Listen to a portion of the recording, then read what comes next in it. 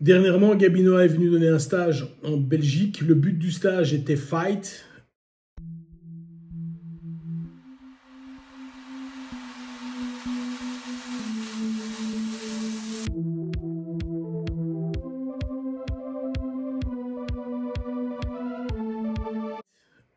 Donc c'était 4 heures avec les protections, etc.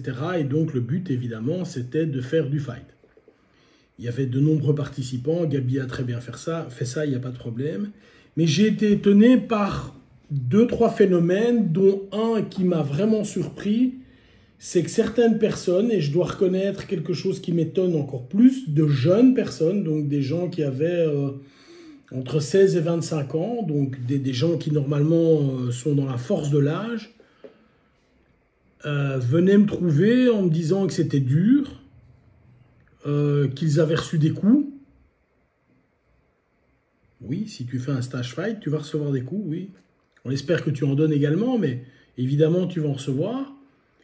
3, un gars qui est venu me voir en me disant « C'est bien, mais il n'y a pas assez de pauses. » Le gars devrait donner plus de pauses et il y a quelque chose que je ne comprends pas et je pense que c'est peut-être lié à la jeune génération ou en tout cas, parce que moi je suis très confiant sur la génération qui vient, en tout cas à une partie de cette génération qui a l'habitude d'être coucounée, d'être choyée, de finalement avoir tous les caprices et que les parents leur donnent tout.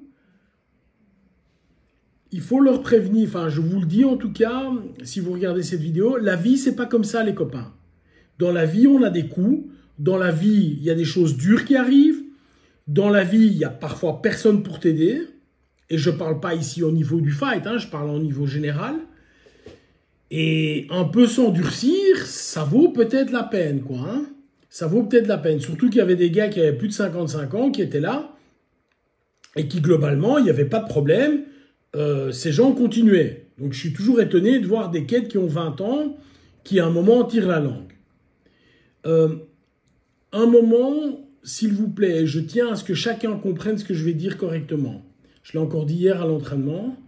Comprenez bien ceci, que vous fassiez du MMA, de la boxe taille, de la boxe, du grappling, de la self-défense, peu importe la discipline martiale que vous faites, je mets tout là-dedans.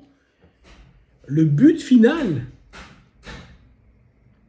c'est d'un jour pouvoir être capable d'effectuer cela dans une réelle confrontation.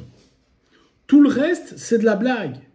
Donc, à un moment, se dire, oui, mais j'ai des protections, j'ai des gants, j'ai un protège-dents, j'ai une coquille, j'ai des protèges tibia, et ça me fait mal que je reçois un coup sur le visage, ou ça me fait mal que je reçois un low kick, ou que sais-je.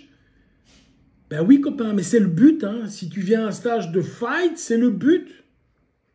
Hein, va pas faire du bateau à voile si tu n'aimes pas l'eau. Il y a un moment, il faut revenir dans le truc.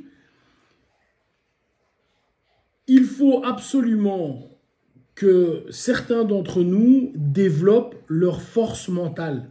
Pas leur force physique, c'est pas une question de force physique. Le gars qui tient, c'est pas forcément le plus fort physiquement. Mais il faut ici un peu se muscler. Et pour certains, j'ai envie de dire pour 5% des participants, hein, donc globalement, c'est pas tous, mais je tiens quand même à ce que les 95 autres soient vigilants là-dessus. Il faut améliorer cette force mentale qui est parfois trop faible. Voilà, bye bye.